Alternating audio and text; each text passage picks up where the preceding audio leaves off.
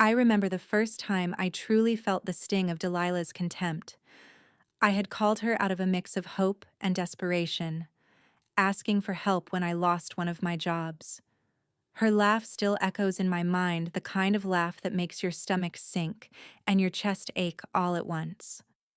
"Rue, you've always been hopeless with money," she said. "Maybe if you stopped hanging around with losers, you'd get somewhere."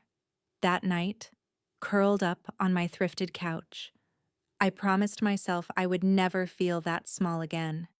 I didn't know exactly how I'd get there, but I knew I had to climb out of the hole she thought defined me. I threw myself into my work with a kind of ferocity I didn't know I had. I sold handmade leather goods online, started consulting small businesses, and even picked up freelance writing gigs. Each dollar I made felt like a vote of confidence from the universe, a quiet rebellion against every word Delilah had ever spoken to me. Nights were long, but I was building a life that was mine. Every unpaid bill, every burned-out lamp, every cracked floor tile became part of a narrative I was determined to rewrite. And then, by some twist of fate, or maybe stubbornness, I got noticed. One of my business clients was a venture capitalist who liked my strategic thinking. What started as freelance work turned into a full-blown consultancy, and within 18 months, I had grown a small empire of my own. I wasn't rich in the way Delilah flaunted her wealth, but I had control, influence, and respect, things she'd never understand. The irony, I was finally in a position where she, who had once dismissed me as a nobody, couldn't ignore me without it hurting her social credibility. But here's the thing, I never let it consume me entirely. I didn't want revenge for the sake of cruelty. I wanted validation for myself, the proof that my worth wasn't defined by the mansion she lived in or the people she schmoozed with.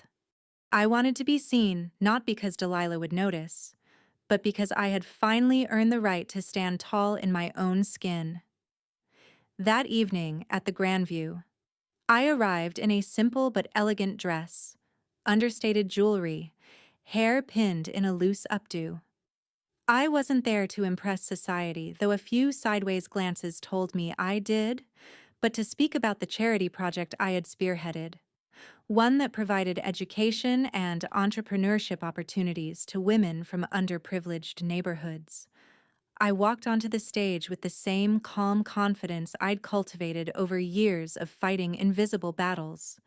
And then I saw him, Archer Blackstone, standing at the edge of the room, staring at me as if he had just discovered something he'd been blind to all his life.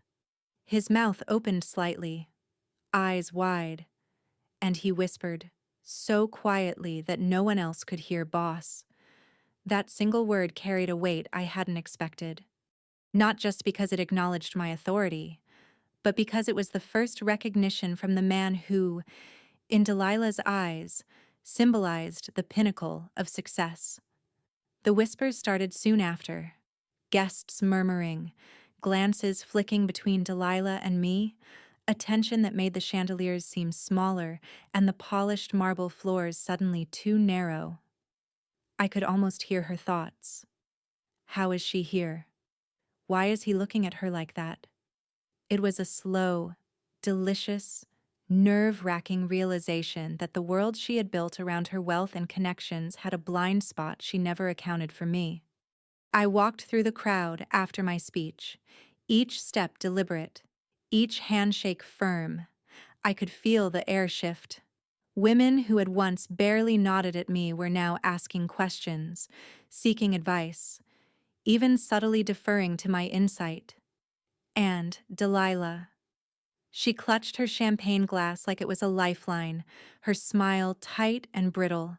She had never experienced the kind of validation that comes not from being born into privilege, but from clawing your way up with grit, intelligence, and relentless perseverance.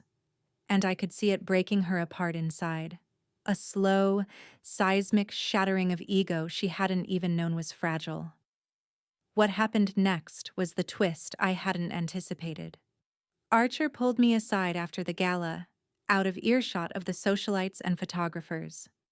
His eyes were sharp, curious, a mix of admiration and surprise. "I've been hearing a lot about you," he said, his tone measured, almost playful. "And now I see. You're the real deal." In that moment, I realized just how far I had come, not just from poverty, not just from Delilah's scorn, but from the self-doubt that had haunted me since I was a girl. It was also the beginning of a chain reaction I hadn't planned, but was entirely ready to see through. Because when a billionaire recognizes your worth, and your sister has no choice but to witness it, the balance of power shifts in ways you can't ignore. The past 3 years of silent struggle, late nights, and personal sacrifice all funneled into that single evening, a moment that was as exhilarating as it was terrifying. I could see the storm brewing behind Delilah's eyes, the subtle panic masked by forced grace. And for the first time, I understood the intoxicating clarity of being underestimated for so long and then stepping into the light when everyone else expected you to falter. It's a feeling I can't even put into words fully, like watching the first rays of sun burn through the clouds after a lifetime of gray skies. The days after the gala were surreal. Messages and emails poured in requests for consultations, invitations to speak, interviews for small business magazines. It was as if the world had finally tuned in to the frequency I'd been broadcasting on for years. And for once, someone answered. But beneath all of that success, a quieter, more personal thrill coursed through me. Delilah was noticing. She had no choice but to. And unlike the empty applause she was used to, this recognition carried substance, weight, and power, things she had always equated with status but never truly understood. It started subtly. Phone calls where she hesitated before speaking, invitations to lunch that felt more like interrogations, compliments wrapped in backhanded tones. "Rue, I heard your presentation was compelling," she said one afternoon. Her words measured like a tightrope walker balancing over a chasm. I smiled, a small, private victory curling in my chest. "Thank you," I said simply, leaving her to stew in the unspoken knowledge that I had earned every word. She couldn't take it away from me, and that was delicious. I won't lie, there was a part of me that wanted more than just acknowledgement. I wanted her to feel the sting of every moment she had laughed at me, every cruel joke at my expense, every time she whispered about my trailer trash upbringing behind closed doors. But as much as I reveled in the justice of it, I also knew that revenge was more satisfying when it was subtle, elegant, and unavoidable. I didn't need to shout my triumph. I only needed to exist as proof of what she had tried to bury. One afternoon, a month after the gala, I received an unexpected email from Archer. He was frank, almost uncharacteristically candid for a man who always seemed so guarded. "I'd like to discuss a potential partnership with your consultancy," he wrote. "Your approach aligns with a project I've been developing, and I think you're the only person capable of executing it at the level I need." My pulse quickened as I read the words. This wasn't just recognition, it was opportunity, influence, a door opening into circles I had only dreamed of, and it was being offered directly to me, not to Delilah. When I told Delilah about it, her reaction was priceless. The mask slipped just for a moment before she collected herself. "Oh, that's nice," she said, her voice tight. "I'm sure he just wants your unique perspective," but I could see the jealousy simmering beneath her carefully controlled exterior. For all her wealth and social polish, she had never learned to handle being second, being overlooked, being proven wrong, And now she was faced with undeniable proof I was not only capable, but in some ways, indispensable. The irony wasn't lost on me. Delilah had built her identity around marrying into power, around flaunting it, around defining herself by proximity to success. I, on the other hand, had clawed my way into my own power, forged my path, and now held a piece of influence she had assumed would always belong to her circle alone. And Archer, who had once been her ticket to prestige, now looked to me for insight, expertise, and partnership. But the true turning point came when Delilah's facade cracked completely. It was a Saturday morning, and she stopped by my office unannounced, which she rarely did unless she had an agenda. Her perfectly sculpted expression faltered almost immediately when she saw the sleek, bustling space I had built, a far cry from the cramped, dim studio she remembered me inhabiting years ago.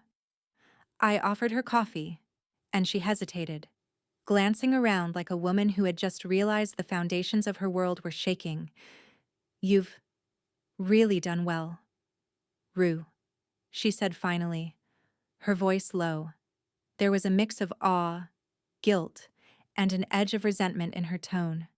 She had no idea I had heard every cruel word she had spoken over the years, every mockery, every slight. And yet, instead of lashing out, she seemed momentarily fragile, like a socialite who had lost her social map and suddenly didn't know how to navigate a world where her rules didn't apply.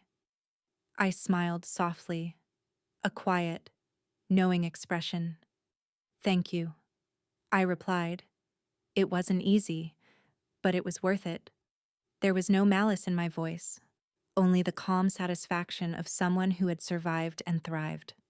And I realized in that moment, the most potent kind of power isn't just wealth or influence, it's the ability to carry yourself with dignity, to endure, and to rise above those who tried to diminish you. Delilah left my office that day with a stiff nod, a forced smile, and a silence that spoke volumes. She knew the balance had shifted, even if she couldn't articulate it. And I knew, deep down, that nothing would ever be the same between us. Not because I wanted to hurt her, but because I had finally claimed my space, my recognition, my authority, my voice. And she had no choice but to witness it. I spent that night reflecting on how far I had come. From the cold, cramped studio apartment to being recognized by the billionaire who had symbolized everything Delilah valued. I realized something profound. Success and self-worth are inseparable from the journey it takes to claim them. And sometimes, the people who doubted you the most are the ones who inadvertently highlight just how far you've come. The weeks that followed were a blur of meetings, phone calls, and strategy sessions. I was building bridges, not just for my business, but for myself. For the quiet affirmation that I had earned a place at the table I had once only observed from afar. And yet, amid the whirlwind of success, I could feel the lingering shadow of Delilah's presence. It wasn't her physically hovering over me that would have been simpler, but the constant, unspoken tension whenever our worlds intersected. Every event, every family gathering, every mutual acquaintance seemed to carry the weight of her judgment, now reframed by a grudging respect she couldn't fully conceal. One evening, I got an invitation that I knew would be a test, a weekend retreat at the Blackstone estate in Pemberton Hills. Delilah's note was polite, clipped, careful. "We'd love to have you join us," Archer insists. "It's time you met the team in person." Part of me wanted to decline. After all, I didn't need their world to validate my own. But another part of me, the part that had spent years fighting for recognition, knew that walking through those doors on my own terms would be its own kind of statement. So I went, suitcase in hand, heart pounding with anticipation, fear, and a strange, delicious thrill. The estate was breathtaking. Endless manicured lawns, fountains that glittered under the sun, halls lined with priceless art. I moved through it with quiet confidence, reminding myself that wealth and grandeur are hollow if they lack integrity. I wasn't there to be impressed. I was there to exist as a reminder of the power of determination. And then I saw him, Archer. He greeted me warmly, shaking my hand with genuine admiration. "Rue," he said, his eyes steady and sincere. "You've done something extraordinary. I want you to help us build something bigger than either of us imagined." His words weren't empty flattery. They were acknowledgement, validation, and they carried weight. Delilah hovered nearby, a picture of grace under strain, but I could sense the storm brewing beneath her polished exterior. She had never had to compete in the arena of intellect, strategy, or real achievement. Her life had been cushioned by money, privilege, and the deference of those who feared social faux pas more than failure. Now, confronted by my presence, by my accomplishments, she had to reckon with the uncomfortable truth I was not just surviving, I was thriving, and she had no control over it. That night, over dinner, the tension became almost tangible. Delilah forced polite conversation, laughter that rang hollow, while Archer asked probing questions about my work, my vision, my goals. Every time I answered, I could see the flicker of disbelief in Delilah's eyes, the unspoken acknowledgement that the sister she had mocked for so long was no longer defined by her poverty, her limitations, or her social standing. She was, in every sense, her own person, a boss, a strategist, a force that could not be ignored. But the true revelation came the following morning. Archer invited me to his private study to discuss a new investment opportunity, a venture that had the potential to reshape the city's tech landscape. As we pored over projections, budgets, and strategy, I noticed a folder tucked away on his desk marked Sinclair Legacy. Curiosity piqued. I asked about it. Archer hesitated, then sighed. "It's a project I've been considering quietly. Your family's history, your ingenuity. It's why I wanted to meet you personally. I realized your insight could make all the difference."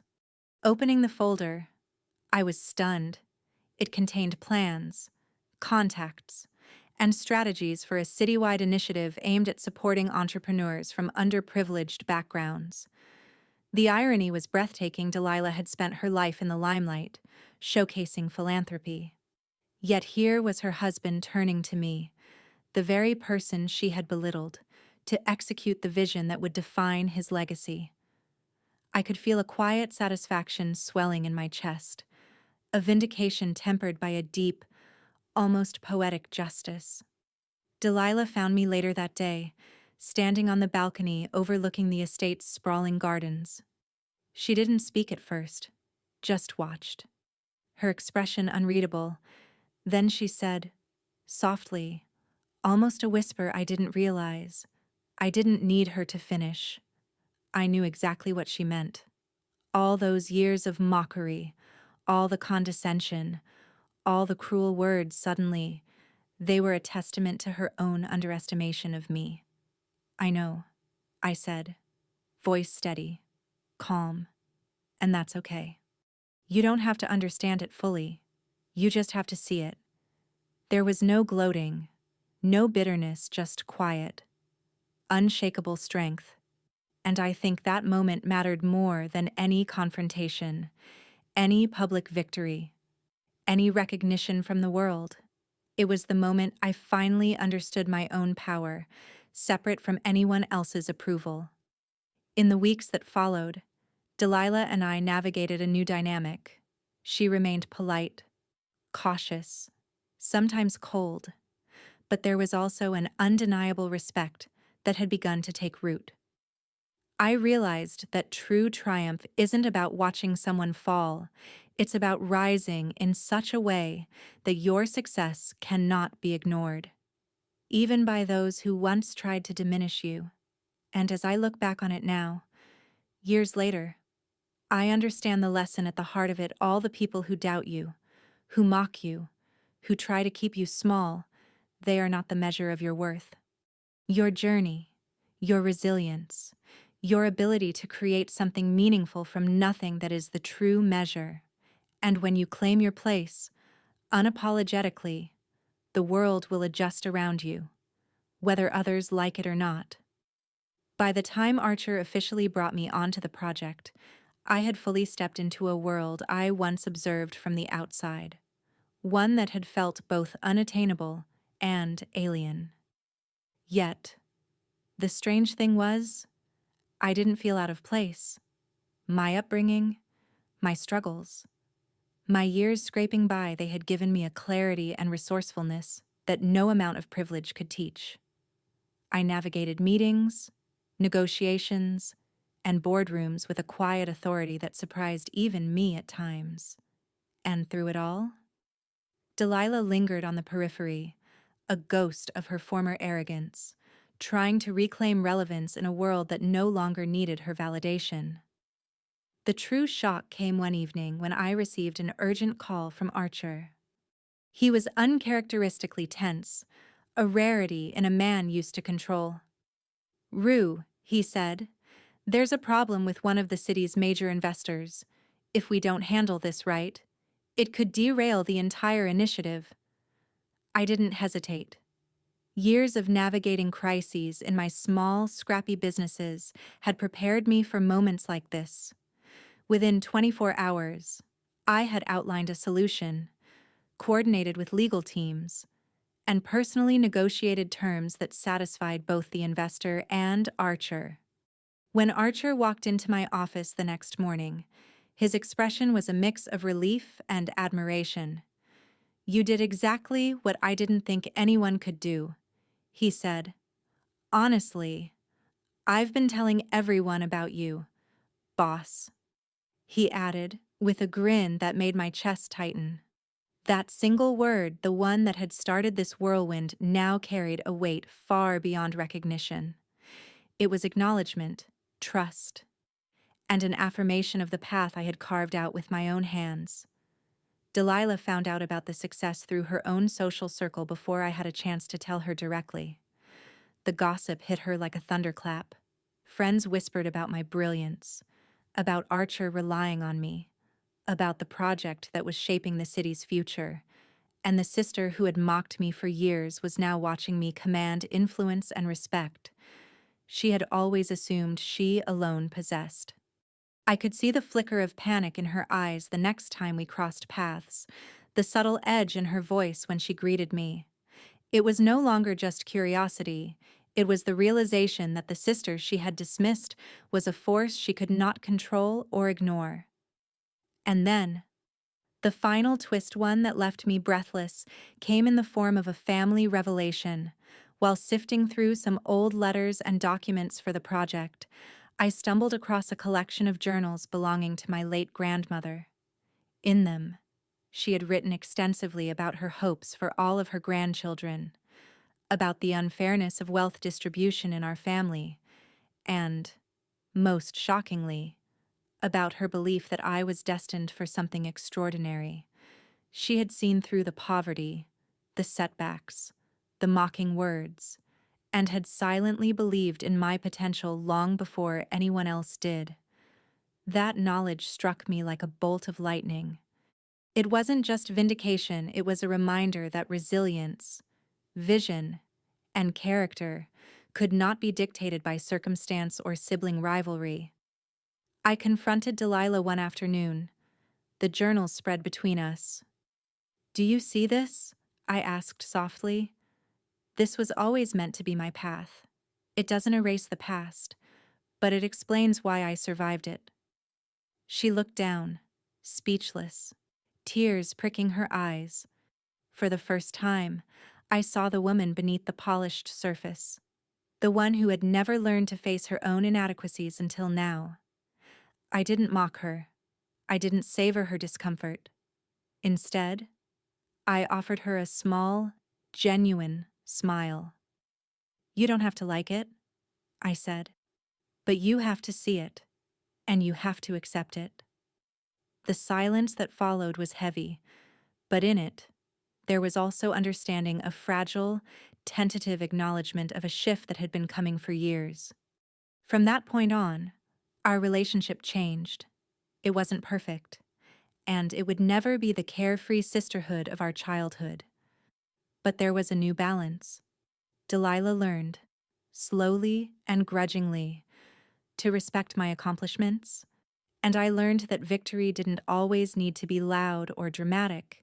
It could be quiet, lasting, and rooted in integrity. And me, I had finally understood what it meant to step fully into my own power, to survive, to rise, to create impact from nothing. The lessons were painful, the scars deep, but every moment of struggle had led to the realization that I was enough, always had been, and now the world had no choice but to recognize it. So, to everyone watching, especially those who have felt belittled, overlooked, or dismissed, your worth is never defined by the opinions of others.